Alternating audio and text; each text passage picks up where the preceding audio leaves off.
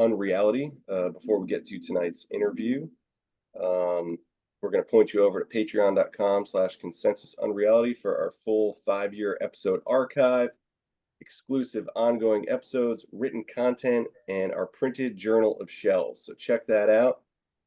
Tonight we have Darragh Mason, writer, researcher, travel and documentary photographer, host of the wonderful podcast Spirit Box, one of my favorites, and author of The Song of the Dark Man, father of witches, lord of the Crossroads.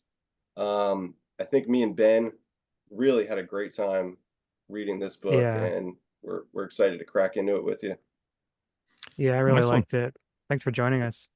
Oh, my pleasure. Thank you for asking. Apologies for the last minute tomfoolery with getting the date coordinated. So thank you for your patience with that. Yeah, Oh yeah, happy of course. happy to do it. It's an ocean of time difference. So yeah, yeah, Mm, yeah, so cool. true. Um, Yeah, yeah, so I wanted to ask you, you're so prolific, and I think it's really inspiring to see the landscape of media that you're producing. Such diverse content, really works of art, because the word content kind of almost normalizes some of the amazing stuff that you're doing. Oh, thank you. Yeah, sure. And was there like a crossroads moment for you in your life that you kind of saw as like a moment that you wanted to pursue things more seriously, or was it more of a gradual process? Ooh, that's a great question. In all honesty, like I've always been creating something, and that's probably the driving force within me. Like, it, it's not a case of kind of like, right, I'm a frustrated artist. I'm going to quit the day job and go after this art. It's more of a case of like, I have to do a day job, you know, to but I've always been an artist, so I've always been a creative in some way. I just had to kind of do the job thing to keep the lights on. Well, I still do, but it's, I guess, a shift in terms of what I was producing started getting attention and recognition. That can happen very quickly for some people. It took a while for me. That's all really. Um, but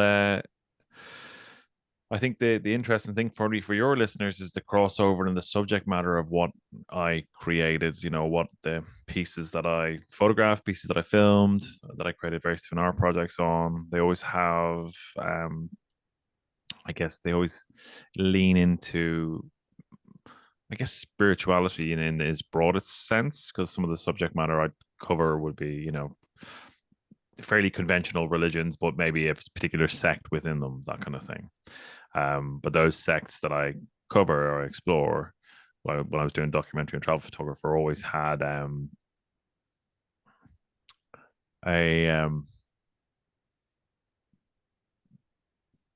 an edge to them of some description. Right, there was something where they were pushing the envelope. They were kind of at the fringe of their practice.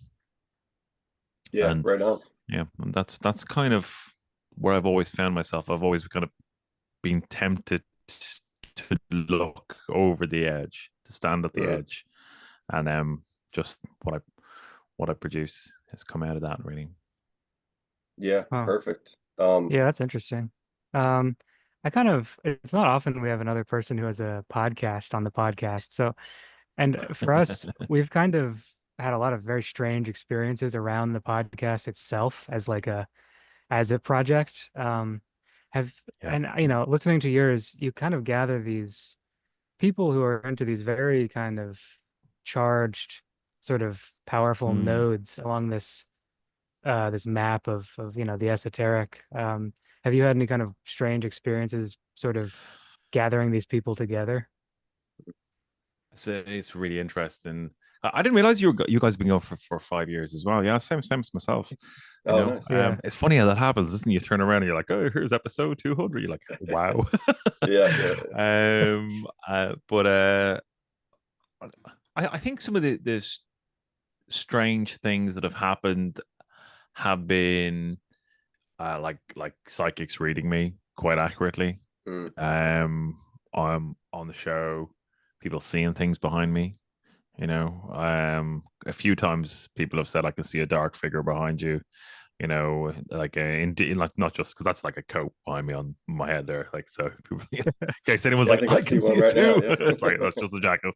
But like on other occasions where people have like described like a figure behind me, essentially kind of very dark man description. Well, that kind of thing, yeah. Uh, I mean, it's the old kind of adage of like when you look into the abyss, it looks back. I think there's something to that, really. You know, um, and I don't take that as much as a cautionary kind of um phrase, but more of kind of like uh, this is what you should expect. Because if you're looking, Yeah. staying with that kind of motif, if you're looking into the abyss, you're searching for something. You're searching for something that kind of um that you need to find whatever you need. Something, there's something inside of you that needs to explore, that needs to push further, to see further, to search for some kind of truth. So for me, it's not a warning, it's more of kind of a reminder. If you go to the edge, Mm. like you're going to change, something's going to change. you know Yeah. um Or even like feeding into the abyss, I feel like can uh have interesting effects as well. You're kind of, offering things to this unknown entity, in a very bland definition of the term entity, not like necessarily a living thing, but yeah. just this uh, this assortment of various sort of unknowns. If you pay enough attention to it, I do think that it kind of gives it something as well. Mm. Yeah, Yeah. yeah, I think that there's something to that for sure. you know um that's what worship is, really. Mm. Yeah, and Yeah. I think with podcasting too, and not to like, I feel like I'm going to be like an advocate for the art form of podcasting right now or something, but I don't think that people think of it quite in that way. But it is like this experimental platform. You're talking about getting readings on the show and stuff. Mm. And we've done a lot of like kind of divining and experimental magic on the show in the Oh, past. cool. And I think it had some really interesting results in that way. And the way that you're kind of talking about the combination of things that you're working on, the cross-platforming of photography, documentary, and podcasting, it seems like it's all kind of feeding into this spiritual process for you. Does that sound about right? Yeah, it definitely does. Uh, like I make the case in the book that creatives are like the vanguard for spirit work. That like we don't really understand what creativity is, what the urge is to create. And our earliest ancestors crawled into very, very dark, very difficult caves, with no modern illumination to paint the walls. Like what's the what's the motivation behind that? It has to be tied to some understanding that what I'm doing is going to affect the world, the tangible world around me. And I think at some level that's always been the case. And like I want to kind of distance when I talk about creativity. I do want to kind of draw a line between, I guess, what I'm talking about, that kind of primal need to do something, Mm. versus I think kind of like that kind of deconstructed modern art. You know, and I know it's kind of a well trodden ground of like here's a crowbar on the ground, it symbolizes yada yada yada. Like it doesn't float my boat. I'm not going to labor the point, but like I do think that kind of primal need to create, like in the vein of like artists like Francis Bacon, Mm. who you can see is it has got this dark vision, you know, in what he's painting, what he's exploring. Um, you know, for some reason, and I name him particularly because when I saw his work, it spoke to me immediately. These not particularly appetizing images, but something in them spoke to something in me, you know, and I found myself drawn to them. And that can happen with any kind of art, but it kind of it helps you lean into something else. And I don't know what that other thing is, but I know inherently that it's mysterious, it's powerful, and it can run through us like a river, you know, and drive that urge to create. Like I said, the theme behind nearly all of my work, the kind of key photographic work as being exploration, the biggest pieces um, that I guess I'm most well known for in kind of podcast land would be my work kind of photographing stories around the Djinn in Delhi, you know, that did get a bit hairy at times, you know, where I was exposed to people who were possessed, that kind of thing. And also spending some time with the Agori in India, you know, who are a very what you would call like left hand path fate, you know, where I photographed a ritual of an Agori sadhu drinking whiskey out of a human skull, you know.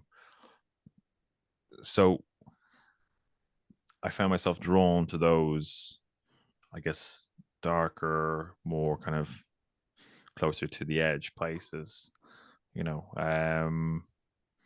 And equally, as I'm exploring them, it's it's telling me something about myself, you know, that I have part of that in me as well that I needed to explore. I needed to kind of process it, and I did that by doing the work. Yeah, that's incredible. Man, so much to pull from that. Is there do you kind of like come back from something like that, you know, that project that you did, um, photographing the Djinn, do you come back from that and kind of feel like it sticks to you in a way? Like, is there like a stickiness to that exposure to something like that? Yes, that's really interesting. I mean, with the Djinn project, I went to Delhi in 2016. And it was my third time to India. I know Delhi reasonably well. You know, and like I had a real pain in the ass. Everything just went wrong. You know, like my dad came with me for that trip and he broke his tooth in the airport. All my camera kit, my main camera body broke before 2 weeks before I went. I had like a dream telling me not to go. Like and in that dream, I was in what turned out to be one of the kind of the Sufi shrines that I was visiting. The main one called Nizamuddin Dargah, Nizamuddin Ali Dargah, which is the tomb of the kind of preeminent Sufi saint in North India. And it's right in Old Delhi, and it's exactly what you think it would look like, right? It's all the kind of winding lanes and all that kind of stuff, right? And then it opens up to this kind of marble square and this beautiful dome tomb. And there was like a Sufi celebration, right? And very musical, lots of like Nusrati Ali Khan would be one of the kind of very famous Sufi musician. It's that type of music. And there's a guy in my dream, I'm still in my dream here, is sat beside me to the left, and he's turned away from me. He's got like a white hat on, and we both kind of turn and look at each other, and his face is decomposed, and it's like really cliche Indiana Jones, but like a snake comes out of one eye and into the other, and he says, "Don't come here," right? And I was like, you know, that kind of rattled me because I was like, I at the time I was like, I don't know if this is nerves or, you know, or something's happening. I don't know, but I kind of leant towards nerves, and then eventually I found myself in that place in Delhi. And by the way, my kit broke. it was like a little bit of dirt on the sensor, right? I brought it to 3 different shops to get cleaned, and ended up bringing it to the shop where like the guys from like Nikon and Canon, because those were the preeminent brands back then, bring their cameras to the best technicians in London and Soho to fix. And they were like, we don't know what this is. You clean the dirt and the dirt comes back, right? So it was like they couldn't figure it out. So that was it. Camera body done. So I managed to source a camera body from an editor friend like 2 weeks out. Just when I found out my camera was done, I'm like, can you hook me up? And he's like, yeah. So I got one and was back on track. But I had to change hotel like 3 times in the first 2 days. Like in the first 2 days, like just crazy stuff, real difficulty, typical Delhi stuff when it goes sideways. Yeah, it was just really difficult couple of weeks. Everything that could be slightly challenging went the sideways, right? And that's very much Djinn energy.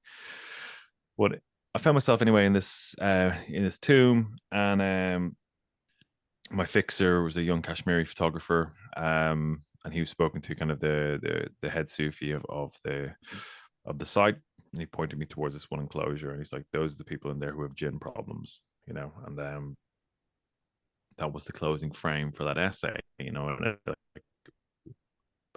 with documented photography, you're trying to tell a story in 12, 15 frames, right? That's kind of what you're doing, and that's the only time I've ever been afraid to take a photograph, because the guy who was in the enclosure had a white hat on, was staring directly at me, and he was like really kind of eyeballing me, like he was giving me the kind of like very much looking at you and like mouthing off. I could see him like kind of just snarling at me, and so when I went to take the photograph, I essentially traveled 3,000 miles to do this, and it was one of those things where I'm like, I don't know what this picture's going to cost me. I don't know what I've got myself into here. And then the minute I lifted my camera up, the guy just went deadpan, just stared at me, and that was it. Yeah, I mean, I wrote about it a couple of years later, but I came back from that questioning things. I was like, I'm not really sure what happened. I don't know how to process this. I had experiences since that were kind of a lot more out there, which I talk about in my book, but like where you just can't, doesn't matter what kind of mental acrobatics you do, you cannot land in a place that has you back in your old version of reality, right? Like we go from being, I'm interested in these other things, I'm interested in the possibility of the esoteric, of the spiritual, of the other, right? But they're over there, they're different, there may be things, they're up there with folktales, fairies, they're interesting, to those things are real. Spirits are all around us, and magic is the technology of the universe. Like that shift, that absolutely different version of the world, that like kind of once some of those things happen, you can't put the two space back in the tube. That's done. You live in a different world now. And what do you no, go ahead. Yeah. So coming back into kind of quote unquote kind of normal life is quite challenging. So I mean, I used to work I'd kind of would alternate, where I do like a couple of months off traveling, then do a longer stint of like contract work in agencies, and then ditch that and go off and do whatever project, and then you come back into to work after those experiences, for the kind of like the bread and butter stuff, and it's extraordinarily difficult because you're kind of disassociated from that world anymore. You know what I mean? It's like 2 weeks ago, I was watching someone drink whiskey out of a skull, and now I'm sitting in a meeting, about some product. It's those worlds don't align easy. Right. Yeah. No. Yeah. Or Absolutely. yeah. Or if they do align, we don't know about it. Yeah. Maybe they do. Who knows? I'm sure there's a lot of speculation that could be made there. But yeah, I'm really curious, with all those issues that were happening, what do you make of that? Because To me, it feels like when you're on some sort of path, when you're pulling at that thread, it's always going to feel booby trapped in a way. I don't know if that's the right word. It's kind of clunky, but it's Yeah. described feelings that I've had at times, and things that have happened. And I'm sure there's more, flowery language that I could use, but it feels like when you're reading something like Kenneth Grant's Outside the Circles of Time, he's talking about these denizens of the Mauve Zone. It's like these events almost feel like guardians, that you have to like Mhm. rites of passage. Does that read at all? Um, to a degree, if I understand you correctly, like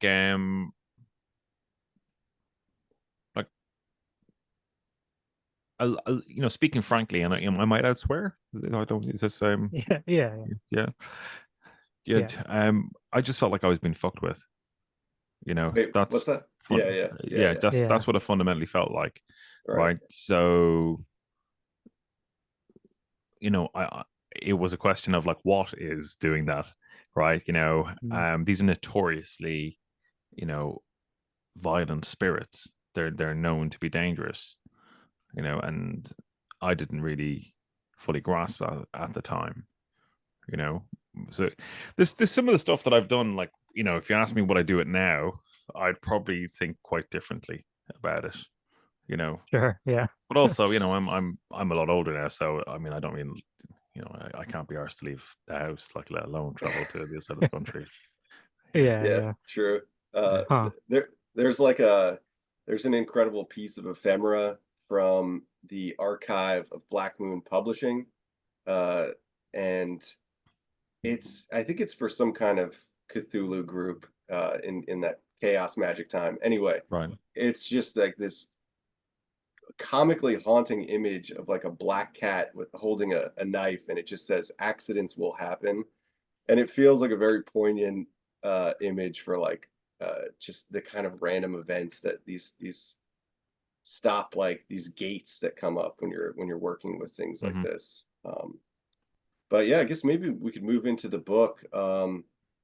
Yeah. I'm very curious, like what was the moment, or what was like the thing that really kind of formulated the concept of Song of the Dark Man for you? How did you kind of arrive at putting together this book? Um. Well, it weirdly kind of started with the Djinn, to kind of a protracted way, like, because when I came back from that trip to India, um I had I was speaking to colleagues in work about, they were asking, oh, what were you doing? So I was doing this essay with this photography agency, and one of them happened to mention, oh, there's a really cool shop you should check out called Treadwell's in London, which, they kind of had my book launch there, so I've gotten to know them pretty well. Like, and I sent them a speculative email. So I've done this work, kind of, you know, post magazines. I don't really know what to do with it. Were you guys interested in talking about it, or doing something? And they invited me to speak on the subject, and to speak on the Agori. Um, so I kind of did a split lecture in terms of framing, kind of like what the Agori sect is, what the Djinn are. These are two different events, and then going to walk through the gallery and the kind of the story from the trip, that kind of stuff. Um, I extensively read up on the Djinn. So I originally went to India to shoot that story. Was essentially following the footsteps of my favorite travel photographer. Sorry, he is a photographer, but travel writer, William Dalrymple. So that's kind of where the notion came from. Um, I just thought it'd be interesting to do. So it didn't initially come from like, I'm looking to track down the Djinn. It came from a slightly different position. Mm. Um, so did all that work and was reading everything I could get my hands on about the Djinn. And the more I got into it, I was like, these are so like Irish fairies. Mm. Like the lore, the mystery, how they behave, what they're associated with. It's just like tick, tick, tick, tick, tick. That's just like for like. It's like the Djinn travel in the wind, the fairies travel in the wind in the Gihashi. Like, Djinn guard treasure. They know the locations of treasure. You know, like the genie in the lamp in Aladdin, they're guarding treasure. You know, fairies are associated with the you know, the classic pot of gold. You know, all this kind of stuff. Um, like Alana, she is a fairy lover. You have, you know, Djinn wives, Djinn husbands, Djinn lovers. These things come up again and again. Even their kind of origin myths were quite similar, right? So you have the whole idea of like the schism that happens in heaven when, in the Islamic world, that Allah instructs the host of angels to bow to Adam, and Iblis, who is amongst the host of angels, but is a Djinn, who's an elevated Djinn because of his brilliance, refuses to bow. He has free will. The angels do not. And the kind of the quote from the Quran is like, he is made of sounding clay, I'm made of fire, you know, this kind of thing, you know, I'm superior essentially. And so that's where the schism happens, where the Djinn then loathe humanity post this event. Within Irish folklore, the fairies are said to be those who sided with Satan in the battle in heaven. They fell to earth. Some of them fell into hell.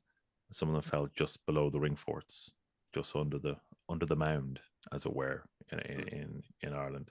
So the origin myths are very similar. You know, the taboos are very similar. This whole idea of like the old ring forts, that's where the fairies lived. It's the same thing with these old runes in the areas of kind of the North Africa and the Arabic Peninsula, the same type of taboos. And it even gets quite granular to the sense where there's a really interesting book called Living with Djinns, by Barbara Dreisen, if I remember correctly, Dr. Barbara Dreisen, who spent a few years living kind of in middle class, lower middle class Cairo. And she recounted the story where a cousin of her sister-in-law, something like this, was out in the steps of an evening and threw some water out, some kind of dirty water out. And while there was a black dog kind of walking up the road, they're associated with Djinn. Mm. When you have the same motif in Britain and Ireland of like the black shug, these phantom black dogs, right? Mm. And she was struck down with blindness, right? She didn't say kind of anything, kind of like, you know, kind of a Bismillah, you know, there's dirty water coming. This whole thing of that, like you throw something out, you can hit an invisible Djinn. Same thing with the she as well, the fairies. And I saw a story in the local newspaper at home, the Western People, talking about fairy lore and talking specifically about a story in County Mayo where a woman was throwing the dirty water out of an evening and did not say the kind of phrase to kind of dispel any insult or injury that might be done, which in Irish was like, is something like look out, dirty water is coming. So it's like hugging ishka salak chalk. She didn't do that, and she struck the fairies, and they twisted her face around, so it was on the back of her head. You know, so this kind of like quite dramatic stories. So these things were all identical, and it just drove me back to Ireland and kind of back into fairy lore. And I had all this stuff at home. I just kind of got back into it. And I kept finding this motif of this dark rider who would come along and challenge somebody on the road, some sort of wager, you know, of like, you know, a questioning one's morality, questioning one's truths. You know, it's like clearly this dark, slightly devilish figure would turn up on the road, you know, and generally kind of presenting in a way that marked him as gentry, right? You know, as kind of like a lord of some description, right? Riding a fine steed, dressed all in black, you know, silver buckles on the shoes, and or you know, like a silver cane, this kind of thing. And there'd be some question asked, something like, you know, can you race my horse back? If you race my horse, and I'll race yours, but if I win, you know, if you fall off my horse, you know, I'll own whatever, you know, and the wager becomes for one's soul versus some material thing. You've got kind of a fairly set pattern in how those stories pan out. So I just kept noticing this dark rider figure, right? And what always struck me was it wouldn't necessarily be this is the devil, right? I mean, there are some stories where it was very kind of clearly saying this is the kind of what you would call the folk devil, right? But in other cases, it was the king of the fairies, right? And the same story with the king of the fairies bringing somebody to their palace, where they're presented with kind of dancing music, and then they notice it's all their relatives around them, right? So then you lean into these kind of Lord of the Dead type characters. So there's this crossover between the devil, Lord of the Dead, king of the fairies, and this dark rider figure. So that was happening. I was looking into all that work, kept finding this motif, and then in my early interviews in Spirit Box, I'd be interviewing particularly witches, and we talk about, well, how did this happen? How did you step into this type of way of seeing the world? And I was actually, Aidan Walker was one of them who spoke about, I saw this man in black in my vision, and he kind of zapped me, and that was it. And I was like, man in black, and I just kept seeing it again and again, the same motif. So again, I wasn't coming at this from an occult perspective. I was coming at it from a folkloric perspective. It's very much evident in the book how I write about it, right? Like it's coming at it from this folkloric, demonic type perspective. And then through my own magical practice, I had a quite life-changing visionary experience, and guess who turned up? It's like, you called. So and that was it, man. And when that kind of happened, I had a kind of very, very just like a astonishing experience in vision that was more real than anything I'd ever had before at all. Like multi-sensory. It was kind of the difference between kind of seeing some like shitty knockoff DVD versus IMAX cinema. That kind of disparity from your kind of your average vision meditation to something else entirely different. And that kind of changed everything. I stopped everything because it terrified me. That was the difference. That was, the difference between the Djinn stuff, where I'm like, I can't really, maybe it was a dream, maybe it was this, to I know exactly what that is. I'm fucking terrified. I'm not going near it again. Right. And it took me a long time to process it, really. But once I did, I got, my life's been enriched deeply by it, Yeah. I notice in the book there is that kind of that you really highlight that thing where this could be a life ruining, or kind of like a really intense bad experience. Or you can follow it and it becomes this sort of almost an initiation, or not an enlightenment exactly, but something like that, where it I mean, so, and it seems like when you get to the interview portion of your book, where you're kind of talking with these figures, they're mostly kind of coming out of this with sort of a larger view of life, more sort of a more deep understanding of their place in things, their abilities, if they have any, they're more keen. But did you come across many situations where the person just doesn't take that step and they just get like ripped apart by this? I mean,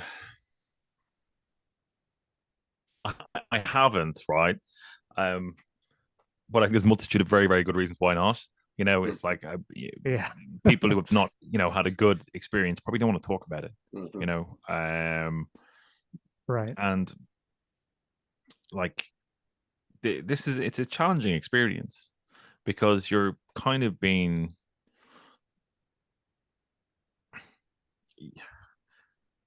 you've got to face into something that's pretty frightening, to be exposed to, and everything you've read about it and heard about it, is bad, right? It's all coming from a very kind of like Abrahamic perspective.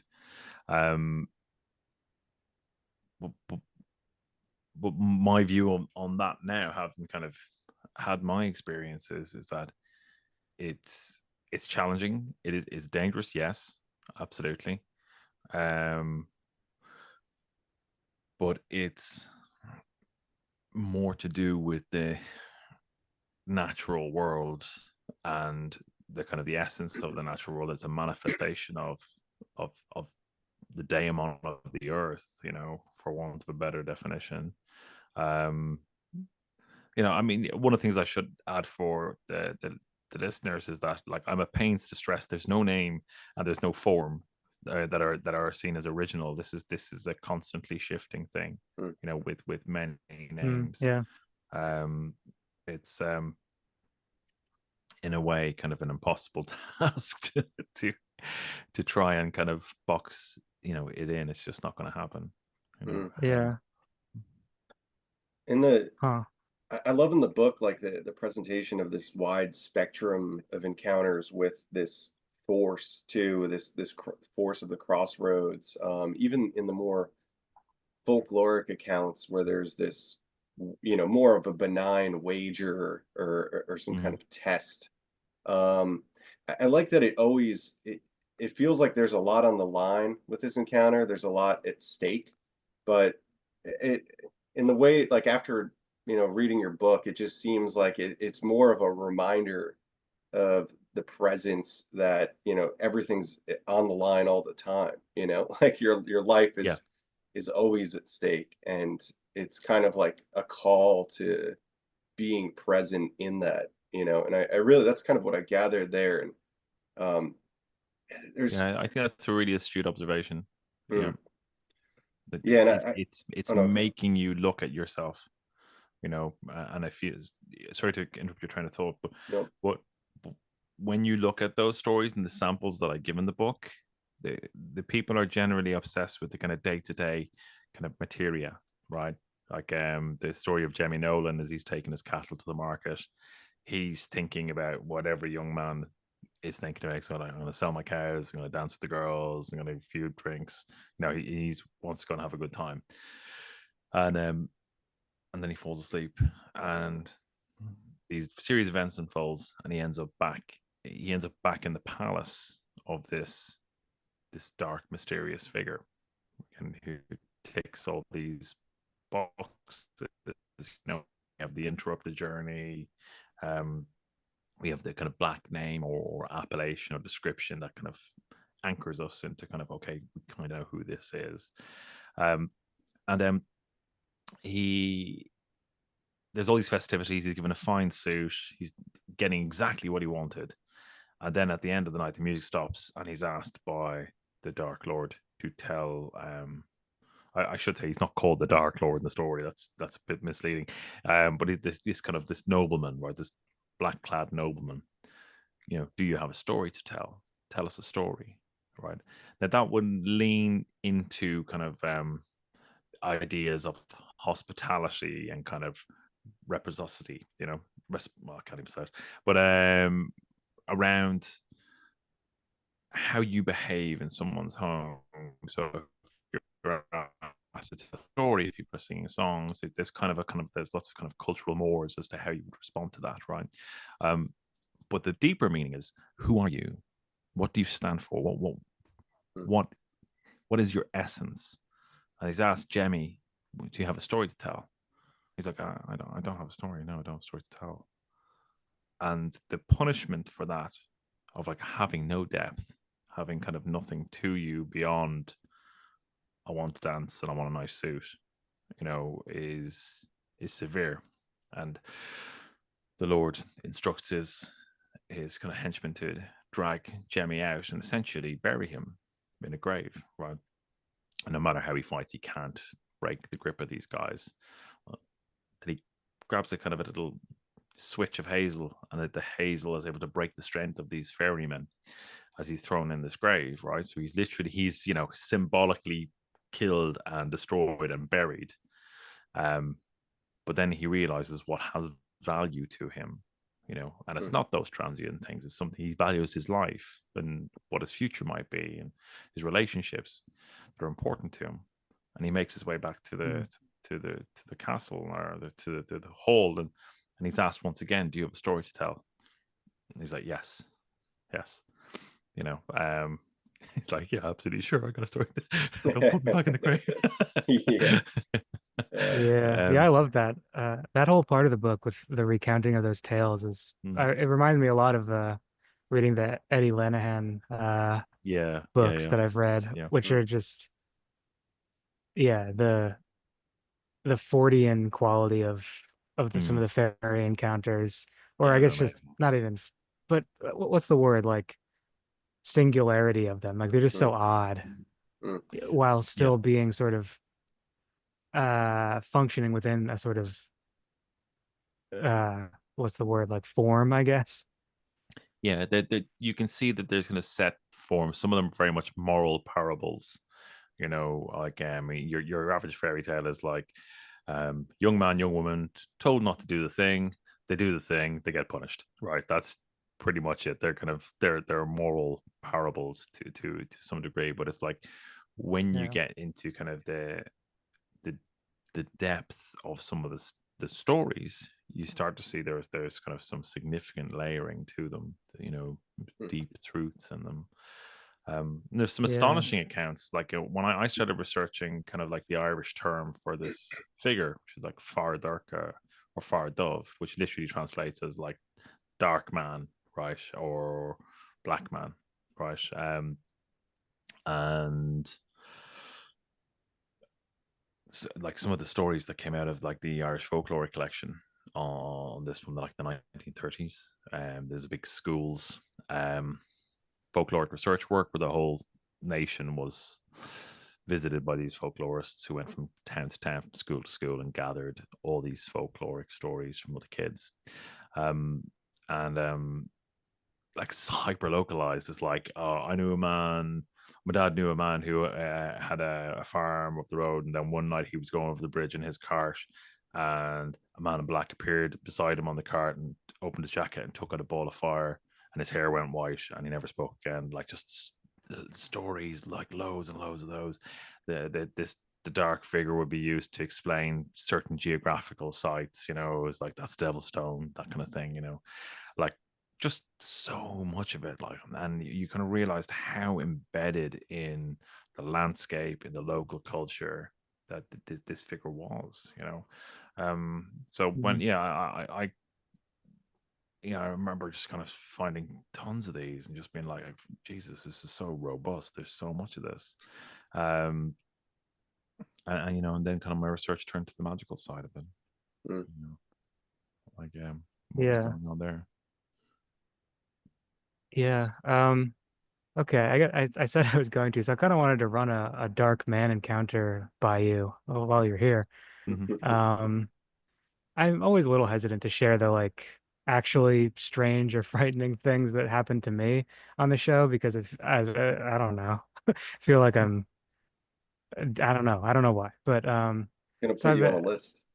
yeah, right. I've been writing this thing, which is a very like self-investigative, weird, fairy infused, strange, long poem. It's kind of hard to explain exactly what it Oh wow. is, but Okay. and it's like it's I really am not a huge fan of like meta fiction, but that's what it is, and it keeps wanting to be that. And I was talking to Josh Cutchin on the last episode about it because it fits in so well with his Mhm. recent book. But when I'd first started it, maybe a week or two into writing, I woke up one night, and I've had sleep paralysis once or twice in my life, but this Mhm. wasn't really sleep paralysis. I woke up and without really seeing it, but having an image of it in my head and my eyes were open, I felt this huge man figure at the foot of my bed who Mhm. I could only really see as entirely dark with maybe a slight red hint to it and a sort of glistening, strange, twinkling face. Like, and this was, Like I've stars. had star-ish or or like running water, or like dark water almost, kind of like an Interesting. amorphous Yeah. face. And it didn't say anything, which was weird Yeah. too, because I was waiting for it to say something, and it never did. It sat there, or it stood there, and I was laying in bed, and I wasn't scared. It was almost like I was like, this is really a bizarre experience. Eventually it will go Mm, away. And then he mm, eventually kind of went away, and I fell back asleep. And the next day I was writing, and I was like, this has to go into this book somehow. It feels like this huge encounter mm, that almost feels like casual in this weird way. And then I found myself really consciously trying not to call it the devil or like a demon, because I was like, oh, that was a yeah. demon. It looked like a demon to me. Yeah. And but then like inside of my, like, I don't really love that kind of thing. Mm, I tend to think of things in not that way. But there was this weird tension inside of me about like whether or not to call it a visit from some sort of mm, demon. And that tension has stayed with me because that's what I want to call it. But I'm not like mm. somebody who wants to be talking to demons or even somebody that believes in them as such. So Yeah. it's kind of, Yeah. Yeah. yeah. No, So that makes total reading sense. your I know book, that sounds very familiar. Yeah. yeah, reading your book was so odd for me because that kind of experience was pretty Mm, common sort of in there. And especially with like this sort of this overtone of Lucifer and like the demons and that sort of mm, thing. And it didn't feel like I was encountering something that was as powerful as some kind of devil, but it felt mm, like a demonically tinged fellow kind of mm. who was there. Yeah. And it hasn't happened again, so I don't know. Yeah. And it was a quite a large figure, a big figure, like It tall. was. I mean, yeah, I have the impression, I'm trying to think of like from where I'm seated now, if I could estimate, probably like it had to hunch over, and the room's maybe nine or so feet tall, 8 or 9 feet tall. So I think it was probably around Mm, 8-ish mm, feet. Um, Not like muscular or anything, but just like a mm, large mm. man-shaped figure. Yeah. Um, yeah, accompanied with a feeling of, yeah, you know those feelings in dreams you have that don't really correlate to feelings in real life. It was like one of those kind of just like, Right. I don't know what this feeling is. It's Yeah. Yeah. Yeah. hesitation almost. Yeah. That's extraordinary. What an amazing thing. Like but I do understand your reticence, like when I had kind of the vision I had, I didn't speak to anybody about it for 3 months. I just stopped everything, like it was that kind of stereotypical like record scratch, it's like Yeah. you know like because you do get that feeling of like you're saying, your hesitance around what do I label this as, because this has huge significance into how I define and how I reflect on this experience. That like that's very that that makes absolute sense. It's very clear as to why you would be in that position, and that's somewhat a vein throughout my book, because I'm not saying this is um this figure is good or bad or anything like that. I'm saying it's probably not what you think it is at all. It's ambiguous, right? And actually, we need to be Mm. comfortable with the ambiguity. But Yeah. remembering that the people who our ancestors who worked with this class of spirit, this class of intelligence, in the UK we're called cunning folk. In Ireland called Farfiasa or Bianfiasa, wise woman, wise man, this kind of thing. And like there are stories of where, quote unquote, that devil or whatever it is employed witches to act out its malevolence. That's in those accounts. It's there. Isabel Gowdy talks about it specifically. But equally, you've got accounts of that's same what seems to be the same type of class of spirit, giving out cures or you know, ways of surviving, a type of career, um to people who had nothing, you know. Like that, Yeah, I I found out guess. about. Sorry, go ahead. No, yeah, you continue. Like I found out about an account in the town where I live, with the Queen of the Fairies. It's about less than a mile away, in the 17th century. Like and there was a witch trial here. Like it's it's so much more common than you would initially think. Mm. Yeah. Yeah. Yeah. It felt like an announcement is kind of how I would like that was if I had to put a pin in like what Yeah. the communication was, it felt like sort of like a sign, like in a literal advertising sense almost, Mm, this is something here, this could be. mm, That was sort of the feeling, mm, and associated particularly with this creative thing I'm doing. So that's yeah, again, that's kind of why your mm, book was so striking to me, and why I kind of had to mm. stop sometimes and be like, this is crazy, this is weird. Yeah, yeah, Yeah. yeah. Yeah. I mean, to kind of to loop it back to like why the book is called Song of the Dark Man is because it is a performative word. It's because songs are sung, our sagas were sung, stories were told, they were performed.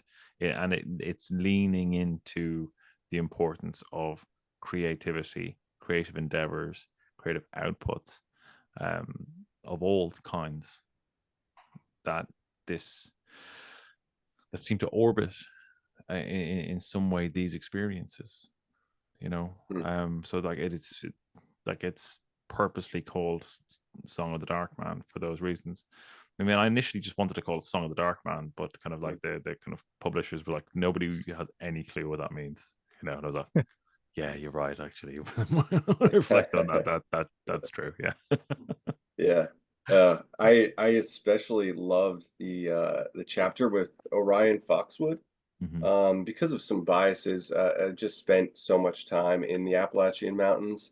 Um, but it was also just really nice to see that story translate into the post-colonial New World Mm, and, extrapolate some of those composite forms of this older mythology, and see that it is relative. It exists here as well. Um, I just thought that was incredible, and some of the details too, like the old hmm. colonial trade roads having this connection to um, The animal yeah, migration paths. Yeah. yeah, through native Mm, roads as well. I mean, all of that, like retracing that and finding those things, it's incredible. And a good friend of mine recently was like, we should do some, um, do some like spiritual kind of what's the word that I'm looking for? Like a paranormal investigation, but let's like check out like do it that style, but check out some like mm, lay sites. hmm, And it's hmm, just a reminder of like this ecology exists here as well. And I think that we have a unique kind of moment in America where we get to look at these new forms of these older mythologies, hmm. wearing new masks, obviously. Did you kind of think about some of that stuff, like maybe unnecessary, but did it cross your mind that how this connects to things like Mothman or possibly cryptids or Yeah. alien Yeah. encounter stuff? I mean, to a certain degree, I had to kind of be mindful that I didn't kind of fall into this kind of trap of thinking, oh, everything's a dark man, like Yeah, yeah. and it's very easy, to find yourself there. Like, so I had to be very conscientious of that. And that's kind of why to I kind of picked out kind of these like 5 identifiers that kind of helped me kind of zero in on kind of what I thought was kind of a pattern, you Mm, know. That being kind of some of the stuff I mentioned, that kind of like the dark name or description or appellation, the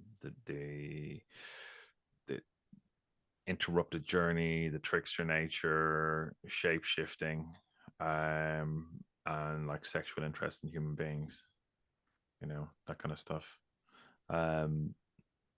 There was a lot of repetition, or there was either all of those or a few of them, Huh.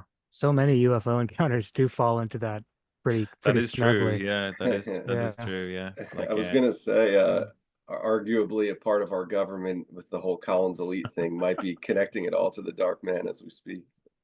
possibly, Huh. yeah.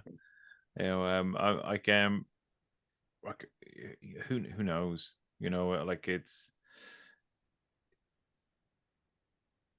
I mean, there's clear kind of aspects that do translate across, your whole kind of like fairy, alien, demonic, right? Like, there's clear aspects that do, like I was doing a very good job of kind of drawing those threads together for many years. What this is why I think the world of witchcraft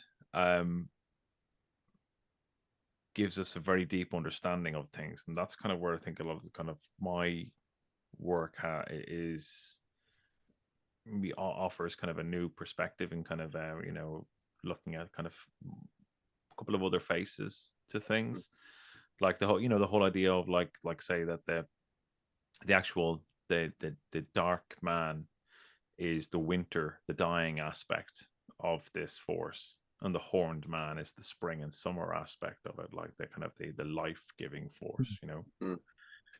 Yeah. He's associated with death, Samiel, some people perceive it as the angel Samiel has been the angel of death, and yet we have account after account of this like highly sexualized, highly sexually charged encounters with this figure.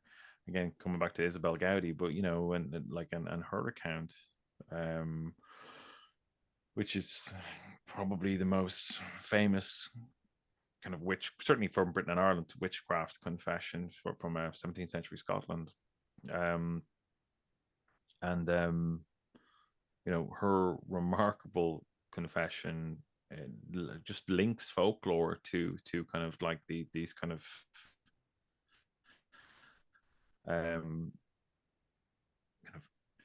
real confessions. But I say the confession is real. I'm not saying that I don't, her experiences, but it seemed to be, certainly Emma Whitby, who was the historian, the scholar who wrote the book about the principal book about Isabel Gowdy. She, I can't remember her exact phrase in the book, but she spoke to it going, something was happening to these people. They were having kind of what seemed to be kind of a very like tangible experience that they were living,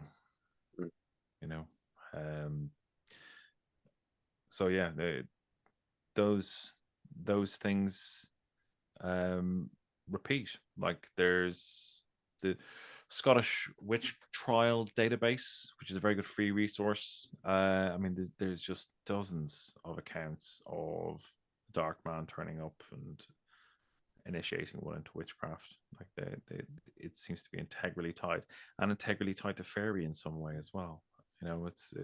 This is the complexity of it. Like, there's the boundaries just leak all the time. Like, it's a tidal zone. And in those accounts as well, like in the Scottish Witchcraft database, there's a green man that turns up as well. So it's certainly kind of the dark man is not a universal factor of kind of all these accounts. But these strange resources are invaluable for kind of this kind of inquiry. Yeah. Well, it was just a super refreshing book to read. I just think you did such a wonderful job of this cartography of this thing and compiling it. But it was also, it just, I don't know how to put it into words, but it was something new, like it's No, it's a thank you. really it's an old story, but it's also a new story because it's not a book about the devil per se, and Yeah, it's not a book yeah. about the fairy king or Hecate, Mm, but it's kind of this it's about these encounters and encapsulating the experience with something vague but defined in a way. mhm. So I can't recommend it enough. Very poignant, and it just really loved it. So congratulations on that. Thank you. I Um, appreciate it. yeah, absolutely. I guess, on our way out here, I'm just curious as a photographer, have you ever dabbled in spirit photography or anything like that? Do you know, I haven't. Um, and when you say it like that, it has made me think, like, why have I never done that? Yeah, no, it's never kind of it never crossed my mind really. But yeah, that's a very good point. Mm, You know, yeah, I mean, to be honest, I haven't picked up a camera in a couple of years now. mm, It's been a while. I'm very tempted to step into the ring again now and go and shoot some stuff. mm. Mm. Do you have some favorite like aspects of paranormal photography or things that pop up when you think about the medium of photography in sort of the paranormal realm? Shannon Taggart Yeah, of is course. a I fantastic was gonna ask. Yeah, photographer. Yeah, I love Yeah. her her work's work. Yeah, excellent. Yeah, but Mm, she's a fantastic documentary, photographer, very high standard, mm, excellent work. absolutely. Yeah. Yeah. I think of have you ever seen the photographs of Trevor James Constable? He's a strange UFO researcher, but he took infrared photos of the desert in California and has captured these like amazing sort of plasmoidal UFO Really? landscapes. Yeah, they're really wonderful. oh What's yeah, his name? Let me yeah, just jot that down. Trevor James Constable. The book is The Cosmic Pulse of Life. Trevor. yeah. That's a great one. He was really trying to find a connection between like Wilhelm Reich's orgone and the Oh UFO yeah, yeah, phenomena. yeah, yeah. Yeah, Hmm. Cool, cool. Yeah. Yeah. No, yeah, no, I love all that stuff. No, I love all. I mean, I love all the kind of old Victoriana, like those seance images. Mm, But I would yeah, say when we talk about kind of like occult photography, I have a collection. I've got a large collection of photography books, of kind of photographers I resonate with. But I've I managed to kind of procure a bunch of books on witchcraft and the paranormal and hauntings, from the 1970s. These kind of compiled from journalistic photographs, and they're fantastic, right? Because they're all kind of like grainy black and white film, mm, or they're yeah, in kind of like in a photographing a witch while she's doing a ritual, and kind of like mm, they've got a real kind of folk horror vibe to them. And that kind of just the nature of the material images are caught in this kind of grainy black and white or slightly kind of like flattened color photographs from the kind of the 70s and 80s. Yeah, those I love them. I love them just for the photography. I think they're yeah. fantastic. Yeah, Really nice. absolutely. Yeah, really So cool cool. stuff. Yeah. Well, thanks so much for making the time to speak with us. And yeah, like I said, No, can't real pleasure, man. recommend the book enough. And also, anybody who likes this show is going to love Spirit Box. So check that out. Do you have some like a main link that you want to direct people to for your stuff? Um, I suppose darrahmason.com is kind of where I have everything. I'm only on Instagram because Mm, I'm a moody middle-aged man, and technology is getting to the confusing stage now for me. I've that's enough. Yeah. moved into that era, and yeah, that's it. Come and have a listen if you like it. Then you might want to kind of join on Patreon, that kind of thing. Excellent. Um, but yeah, thank you very much for hosting me. I really enjoyed it. Yeah, of course. Thanks yeah. for Thank you. listening. the public interview. Me and Ben are gonna jump over to Patreon to talk about some occult travels and other things. I'm going to talk about a demon in a box that I saw as well. So patreon.com/consensusunreality. You can sign up there to hear the second half of this episode. Thanks for listening, as always. All right. Thanks, Nice man. one. That